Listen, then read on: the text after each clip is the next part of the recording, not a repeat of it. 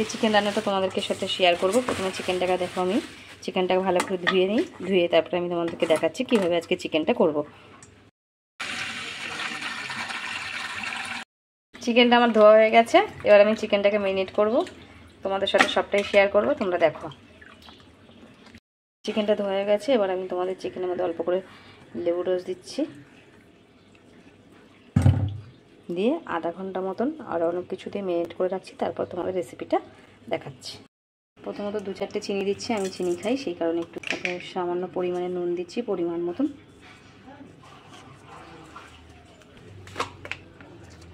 পরিমাণ মতন হলুদ দিলাম, লঙ্কার গুঁড়ো, আমরা যেহেতু একটু ঝাল খাই, রেড চিলি পাউডার, কাশ্মীরি লঙ্কার গুঁড়ো কালার হওয়ার জন্য, সামান্য একটু জিরে গুঁড়ো, সামান্য পরিমাণে বিরিয়ানি মশলা,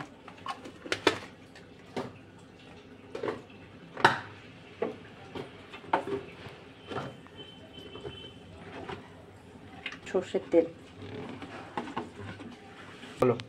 একটু দই। মাংসটাকে ভালো করে আমি ম্যারিনেট করে নেবো, ম্যারিনেট করে আমি আধা ঘন্টা রেখে দেবো। তোমরা বেশিক্ষণ রাখতে পারো, তোমাদের ইচ্ছা।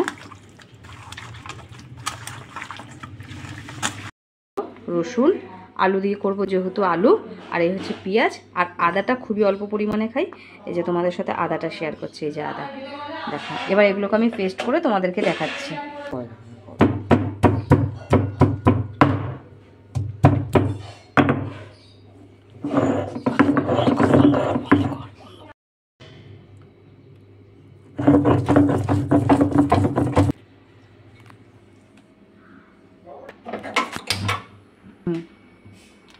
দেখো বন্ধুরা, কড়াইতে তেল দিয়েছি,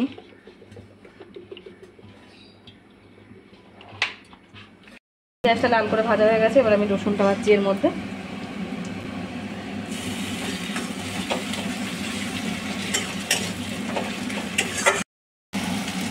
এবার আমি আদা বাটাটা দিয়ে দিচ্ছি,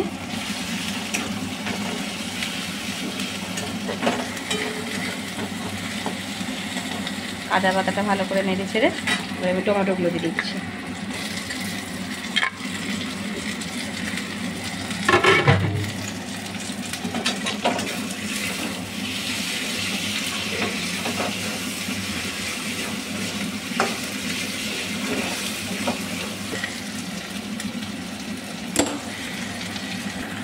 টমেটোগুলো এর মধ্যে দিয়ে দিয়েছি, টমেটোগুলো এবার নরম হয়ে যায়, তারপর আমি চিকেনগুলোকে এর মধ্যে দিয়ে দেবো। টমেটোগুলো নরম হয়ে গেছে, এবার এখানে আমি চিকেনগুলো দিয়ে দিচ্ছি। ম্যারিনেট করা চিকেন আধ ঘন্টা আগে ম্যারিনেট করে রেখেছিলাম, এবার দিয়ে আমি ভালো করে কষাবো।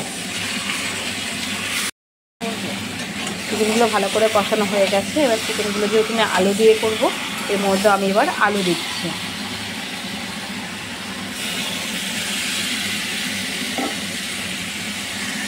ঝোল ঝোল করেছি,